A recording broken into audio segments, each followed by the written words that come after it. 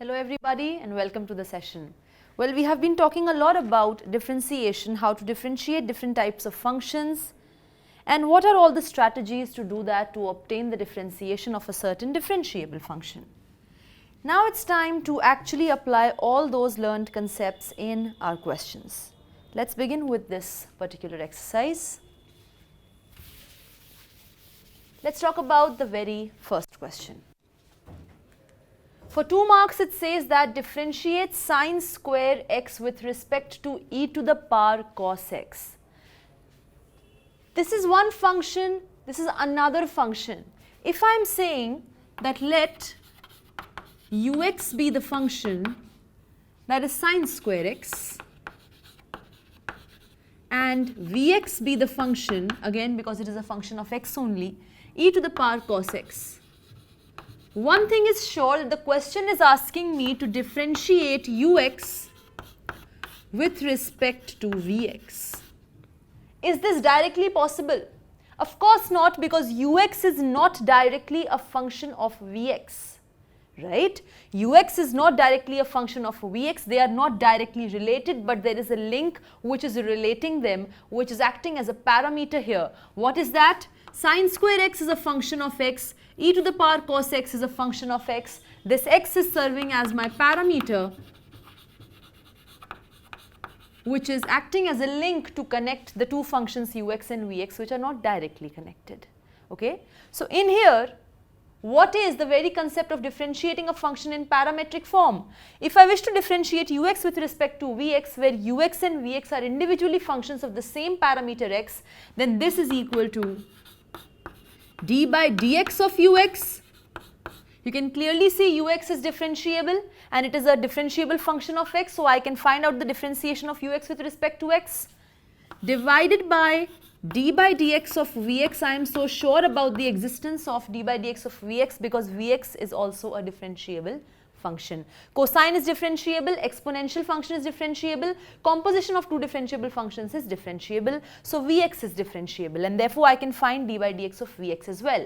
By the very chain rule which we use in order to differentiate functions in parametric form, d by dvx of ux is d by dx of ux upon d by dx of vx, provided this denominator differentiation is not equal to 0. This will be what? D by dx of sine square x, which is nothing but sine x whole square, divided by d by dx of e to the power cos x. Again by chain rule, what do you get? D by dx of sine square x. This is nothing but d by d sine x of sine x whole square into d by dx of sine x. That's the chain rule for composition of functions, right? What is this? Exponential of cos x. Again composition, again chain rule. D by d cos x of e to the power cos x into d by dx of cos x. D by d sine x of sine square x. What is this? It's almost like d by dx of x square, which is 2x. So this is 2 sine x into d by dx of sine x, which is cos x, whole upon d by d cos x of e to the power cos x. You know d by dx of e to the power x is e to the power x. Here cos x is playing the role of that particular argument. So d by d cos x of e to the power cos x is e to the power cos x. And d by dx of cos x is minus sine x. I am only considering those values of x for which denominator is not equal to 0, otherwise this particular differentiation won't be defined. Fine, and therefore obviously if that is the situation, I can cancel out my sine x because I am only taking those x's for which sine x is not equal to 0. So therefore I can cancel sine x from numerator as well as denominator. What am I left with? I am left with minus 2 cos x whole upon e to the power cos x, and that is what is the differentiation of sine square x with respect to e to the power cos x. It is minus 2 cos x upon e to the power cos x. Moving to the next question, we have differentiate cos inverse of 1 minus 2x square with respect to x if restriction over x is given to you, that x is strictly greater than 0 and strictly less than 1. Now in here, if this is the function I wish to differentiate with respect to x, one thing is sure, that inside this the argument of cos inverse is a polynomial function which is always differentiable. Cosine inverse, you know that it is always differentiable because every inverse trigonometric function is differentiable. Composition of two differentiable functions is again differentiable, and therefore I am first of all very sure that this is a differentiable function. What I am not able to see is what is its differentiation. That is what we need to fetch. So here I am saying that let fx be equal to cos inverse of 1 minus 2x square. For sure this is a differentiable function. I need to obtain its very differentiation. In here, of course, somehow I will be interested in replacing this x and substituting it with something which can actually make this expression very, very easy. If you remember the identity 1 minus 2 sine squared theta, 1 minus 2 sine squared theta is cos 2 theta. Here I can get cos 2 theta, in the case of which I will be having cos inverse of cos 2 theta, which is a very familiar expression to you and me, as we have dealt with these type of expressions in inverse trigonometric functions a lot. So what I would be doing is, let's see can we do it or not. I'll substitute x equal to sine theta. Why am I able to do that? Please try and understand this concept very nicely. You don't need to do all this in your paper, but it's very important for you to understand what is the logic behind substituting x as sine theta. When I talk about the graph of the sine function, I'm only interested in this much portion, so I'll just draw this much. This is 0, this is pi, this is your 1, this is minus 1. X, it is being said, is strictly lying between 0 and 1. X is strictly lying between 0 and 1. Fine, strictly lying between 0 and 1. You can see that corresponding to angles varying from 0 to pi by 2, corresponding to theta varying from 0 to pi by 2, sine function is strictly increasing. Corresponding to this section of the domain, sine function is strictly increasing. That means it is 1, 1 as well as on 2.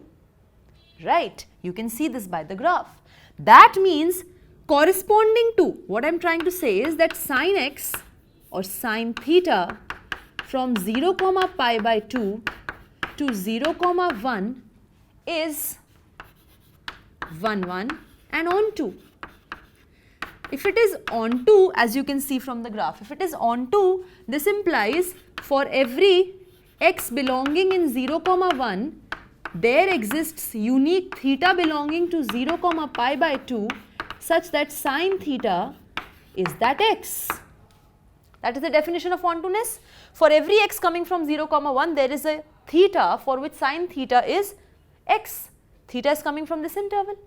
That means you give me any x coming from this interval of 0 comma 1 open, there is definitely a unique theta for which sine theta is that x, and that is the logic behind being able to write x as sine theta for all x coming from 0 comma 1 open interval.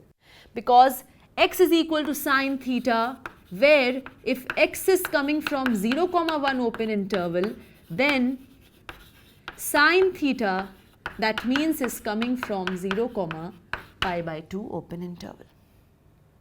Is it understood? I am only talking about the principal value branch. I am not moving ahead than this interval. That is the purpose, okay, here. So, after this, what next? Once we have decoded this substitution and the logic behind being able to substitute x as sine theta, we can just plug it in over here. We have fx equals cos inverse of 1 minus 2 sine square theta, because x square is sine theta whole square, which is sine square theta. As I had already told you, 1 minus 2 sine square theta is cos 2 theta.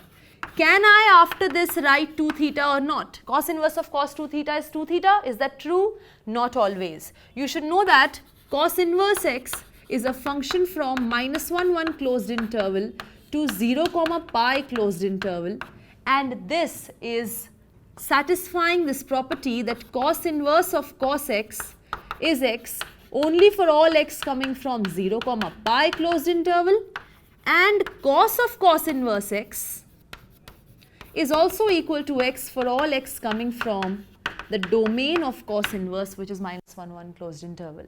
What is being used over here? Cos inverse of cos of an angle. Cos inverse of cos of an angle is equal to that angle only when that angle is coming from 0 comma pi closed interval. Is that true in this case or not? Only when 2 theta is going to come from 0 comma pi closed interval can I write cos inverse of cos 2 theta as 2 theta.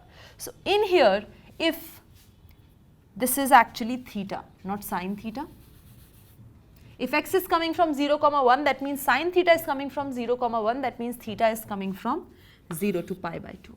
If theta is coming from 0 to pi by 2, 2 theta is going to come from where?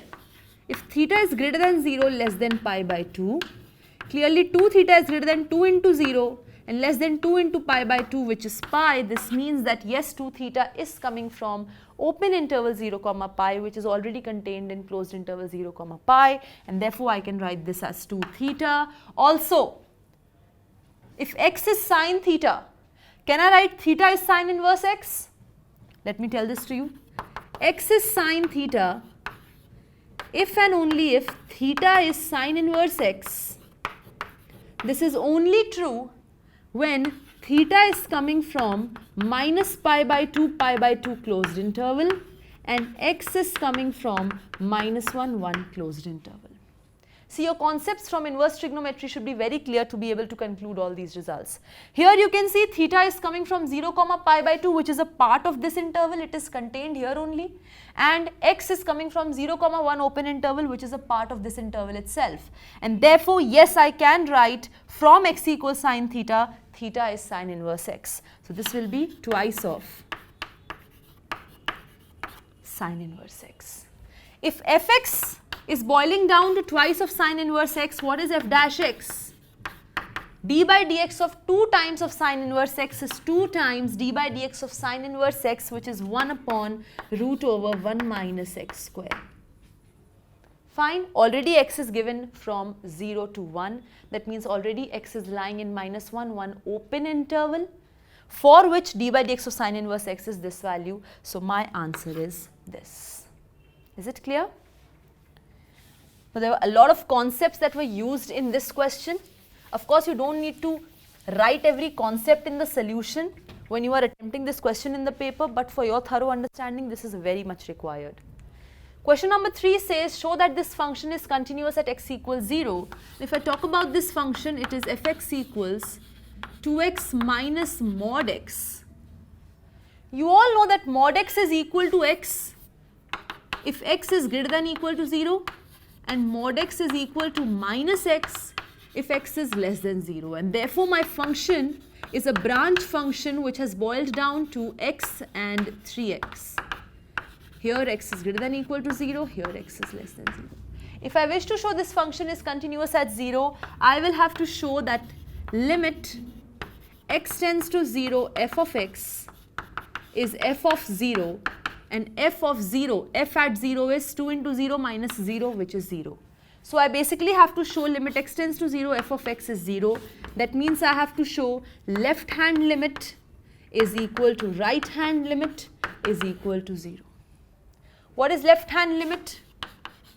Left hand limit of f at 0 is limit x tends to 0 from the negative f of x. If x is approaching 0 from the negative side, that means clearly x is less than 0. For that situation, fx is equal to 3x. So this is equal to limit x tends to 0, 3x. 3x is a polynomial which is always continuous. So limit of a polynomial function at a point is the value of that polynomial function at that point, which is 3 into 0, which is 0. We've done this. So left hand limit is coming out to be 0. Talking about right hand limit of f at 0, what would that be? It is limit x tends to 0 from the positive f of x. If x is coming closer and closer to 0 from the right hand side of 0, that means x is greater than 0. For that x, fx is equal to x. So this is equal to limit x tends to 0 of x. Again, x is a polynomial function of degree 1. Limit of a polynomial at a point is value of that polynomial at that point, and that is 0. So right hand limit is also 0. You are getting left hand limit of f at 0 is equal to right hand limit of f at 0 is equal to the value of the function at 0. So my function is continuous at 0. Moving to the next question we have, it is given that for this particular function, Rolle's theorem is satisfied for this given value of c, find the value of a and b. If it is already being given that this function is actually satisfying the Rolle's theorem on this interval, that means this function is continuous in this closed interval, this function is differentiable in this open interval, f of 1 is equal to f of 3, all this is holding for this function, and there is therefore existing a c for which f dash c is equal to 0. That is what is the Rolle's theorem, and that c also is given to you as this. There is existing this c for which f dash c is equal to 0. This is the meaning of Rolle's theorem holding for this particular function. What is f of 1? It is 1 plus b plus a. 1 plus b plus a. What is f of 3? 27. 3 into 3 is 9, so 9b and 3a. F dash c, what is f dash x? It is 3x square. So f dash c, 3c square plus 2bx plus 2bc plus a into, what is the differentiation of ax? It is just a, so plus a. Fine. This is equal to 0. This is f dash c. 3x square plus 2bx plus a, in place of x put c, 3c square plus 2bc plus a equals 0. 27 minus 1 is 26, 9b minus b is 8b, 3a minus a is 2a. This is equal to 0. 2 comes out common, you're left with 13 plus 4b plus a equals 0.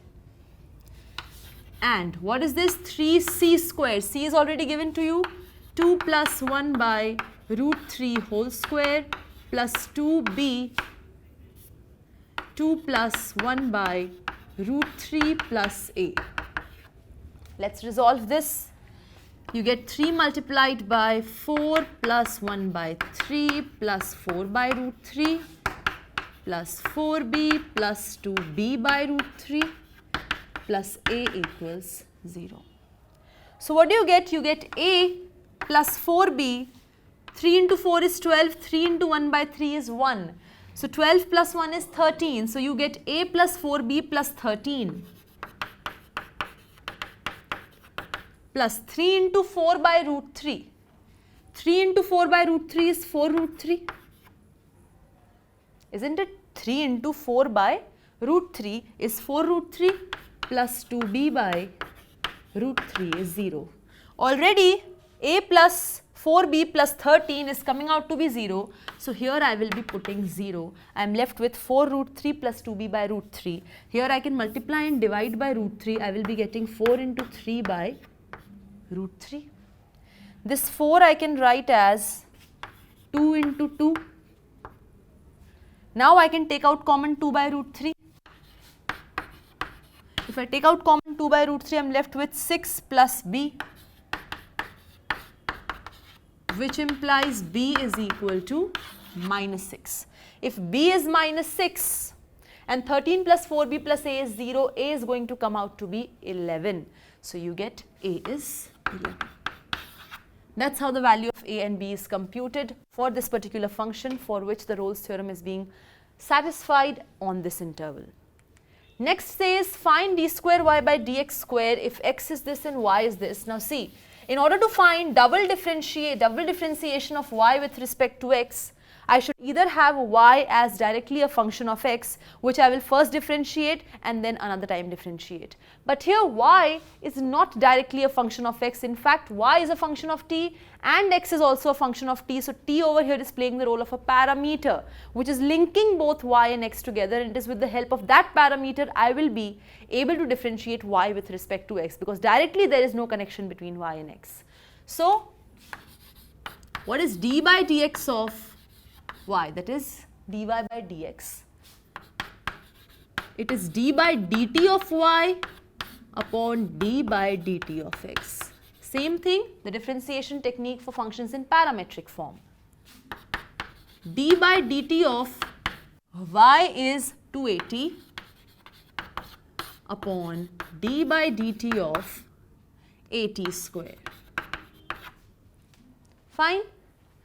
2a comes out, it's constant, d by dt of t is 1 upon a comes out, d by dt of t square is 2t. 2a cancels out, you're left with 1 by t. Obviously, I'm taking a as non-zero quantity. So, once you have differentiated y with respect to x, it's coming out to be 1 by t. Again, you wish to do the same. You wish to compute d by dx of dy by dx, because this is what is equal to d2y by dx square. This means you wish to compute d by dx of 1 by t. Now, please try to understand this carefully. If x is equal to at square, this means x is a function of t. X is a function of t, so you can clearly compute dx by dt as d by dt of at square, which was 280. From here, either you can say from here that if dx by dt is 280, then dt by dx is 1 by 280. If dx by dt is 280, then reciprocal of it is dt by dx, which is reciprocal of 280, which is 1 by 280. Or another argument for this is, if x is a function of t, can I say t is also a function of x? Yes, of course I can say that. Why? Because if x is at square, t square is x upon a, which implies t is square root of x upon a. T is clearly a function of x. T is a function of x. So I am interested in differentiating t with respect to x, which I can do. This is d by dx of under root of x upon a, which is d by dx of x upon a to the power half. This is equal to what? 1 by 2. X upon a to the power 1 by 2 minus 1 into d by dx of x upon a, which is 1 upon a, d by dx of x, which is 1. This gives you 1 by 2 times root over x upon a into 1 upon a, but root x upon a is t, so you get 1 upon 2a t. By this also you are getting d by dx of t is 1 upon 2a t, or directly if you have dx by dt, you can write dt by dx is 1 upon 2a t. By any of the concept you can write this. Why am I telling this to you? Because over here you are wishing to compute d by dx of 1 by t. 1 by t is a function of t, and t, as I told you, is a function of x. T is a function of x. So if you wish to compute 1 by t's differentiation with respect to x, you will have to use the chain rule of writing differentiation of 1 by t with respect to t multiplied by differentiation of t with respect to x. So let's do that. Directly you cannot compute this differentiation because t is not direct function of x. 1 by t is not direct function of x. 1 by t is first a function of t, t is a function of x. So here you write d by dt of 1 by t into d by dx of t. So 1 by t differentiate with respect to t, then differentiate t with respect to x. What is this? This is t to the power minus 1. D by dt of t to the power minus 1 is minus 1 t to the power minus 2, which is minus 1 by t square. And what is d by dx of t? D by dx of t in this form or in this form, in any form if you calculate it, is 1 by 2at. So your answer is minus 1 by 2at cube. This is the very value of d2y by dx square. It is minus 1 by 2at cube. Fine. Obviously, t, if it is coming in the denominator, a is coming in the denominator, they are all non-zero values. Clear? Next question says that if cos x whole to the power y is equal to sin y whole to the power x, find dy by dx. A clear indication is there of what? Of logarithmic differentiation, isn't it? Function to the power another function, function to the power another function. So I will be saying, applying log both sides, obviously log to the base e. What do you get? log of cos x to the power y is equal to log of sin y to the power x. By the property of log, I know this is equal to y log cos x is equal to x log sin y. Now you differentiate both sides. Differentiate both sides with respect to x. What do you get? Of course, see, this is one function of x, this is another function of x. One function of x, another function of x only, because first it is a function of y, then it is a function of x. So indirectly it is a function of x. Differentiating both sides with respect to x, this is product of two functions, product of two functions. I will be using the product rule. First function into differentiation of second function plus second function into differentiation of first function equal to same thing. First function differentiation of second function plus second function differentiation of first function. So what do you get? Y d by dx of log cos x.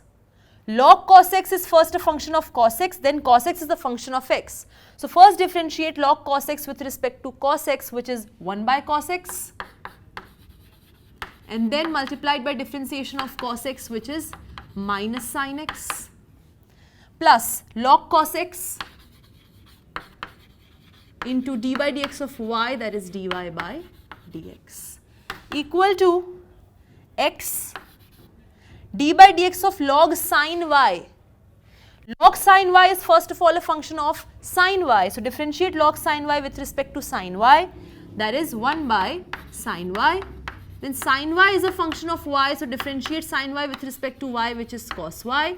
Then y is a function of x, so you have dy by dx, so you stop.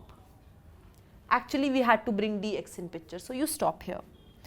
Plus log sin y into d by dx of x is 1, so it is just log sin y.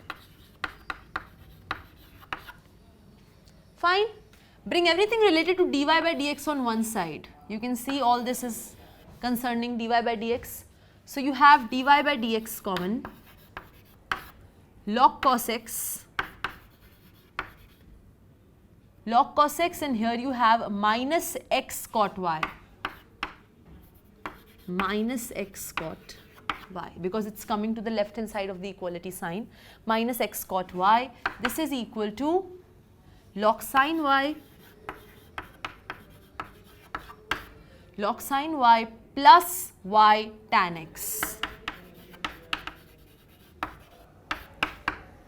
And you have your answer of dy by dx. It is log sin y plus y tan x whole upon log cos x minus x cot y. Clear? This is your answer. Let's move to the next question. We have, if this function is continuous at 0, find the value of k. Now it is given that the function is continuous at 0, that means limit of this function at 0 is equal to value of this function at 0. So I am saying limit of fx as x approaches to 0 is value of this function at 0, and value of this function at 0 is k. So k is nothing but the value of the limit of f at 0.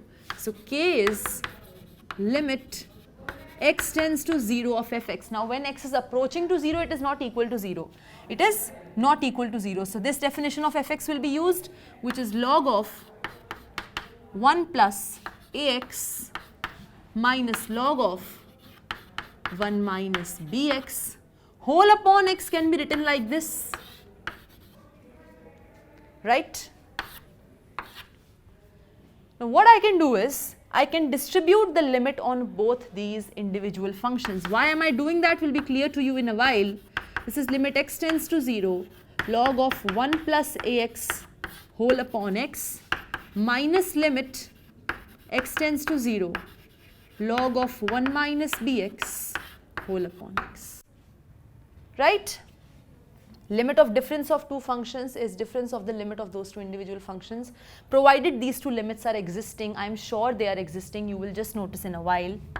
Now what I am trying to recall over here is this is resembling a very, very important famous formula that limit x tends to 0 log of 1 plus x whole upon x is 1.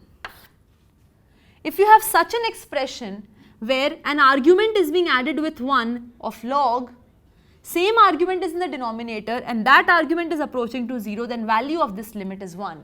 Here I have log of 1 plus ax, not x. So argument is not x, it is ax. I need the same thing in the denominator and same thing should tend to 0, then this entire limit will be approaching to 1. So in order to build that, I multiply and divide by a.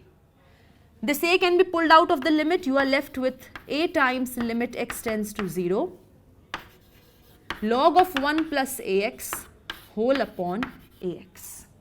Something like this is created, log of 1 plus argument upon argument. The only thing I need is that argument should tend to 0. Right now x is approaching to 0. If x is approaching to 0, any constant multiplied by x is also going to approach to 0. So x approaching to 0, x approaching to 0 is the same thing. I have got the structure of this formula and so in place of this entire limit I can write 1. A is already here. Minus. Again same thing. Here I have minus bx.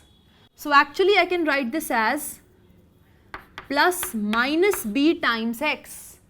So I have 1 plus minus bx. Minus bx is what I want over here. So I will be multiplying by minus b, dividing by minus b. And if x is approaching to 0, clearly minus bx is also approaching to 0. Not a problem. So this minus b will be pulled out of the limit and you will be left with limit minus bx tends to 0 log of 1 plus minus bx whole upon minus bx. Log of 1 plus an argument upon the same argument, provided that argument is tending to 0, the limit is 1. So you get minus b into 1. So you are left with a plus b. K should be equal to a plus b for this function to be continuous at 0. That's the answer. Let's move on to the next question. We have, if f of 2 is 4 and f dash 2 is 1, then find this limit. Okay. In order to use f dash 2 as equal to 1, I should have the very value of f dash 2 in this expression, which right now is not present. Value of f dash 2 is limit x tends to 2 f of x minus f of 2 upon x minus 2. This is what is f dash 2. Somehow I need to create limit x tends to 2 fx minus f of 2 upon x minus 2, which is not here. So what I do is limit x tends to 2 x f of 2, then you have minus twice fx. So what I do, I subtract 2 times f of 2, add 2 times f of 2, already you have this, okay, whole upon x minus 2. What is the result of doing this? Let's see. Limit x tends to 2, f of 2 comes out common. Here you have x minus 2 upon x minus 2, plus 2 comes out common, f of 2 minus f of x whole upon x minus 2. I want fx minus f of 2, so this will be, let me write it like this, that minus comes out common, you have fx minus f of 2. It's the same thing. Either write plus over here f of 2 minus f of x or minus over here fx minus f of 2. So you have fx minus f of 2 upon x minus 2.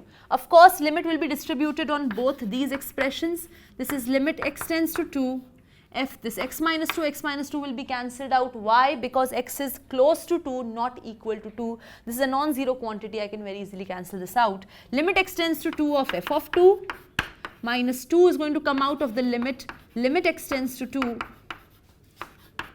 fx minus f of 2 upon x minus 2.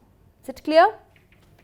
Limit x tends to 2 of f of 2, this is a constant function, so it is going to remain the same. This is f of 2 minus twice of, what is this? Limit x tends to 2 fx minus f of 2 upon x minus 2. This is f dash 2. F of 2 is given to me as 4. F dash 2 is given to me as 1. 4 minus 2 is 2. And that's your answer. Clear? Next question says that find f dash x if this is your fx for all x between 0 and pi. What is the relevance of x being 0 and pi will be clear to you in a short while, but one thing is sure, that this function requires the concept of logarithmic differentiation to be differentiated. So I have y as sin x to the power sin x, applying log x to the base e both sides. Applying log to the base e both sides, what you get?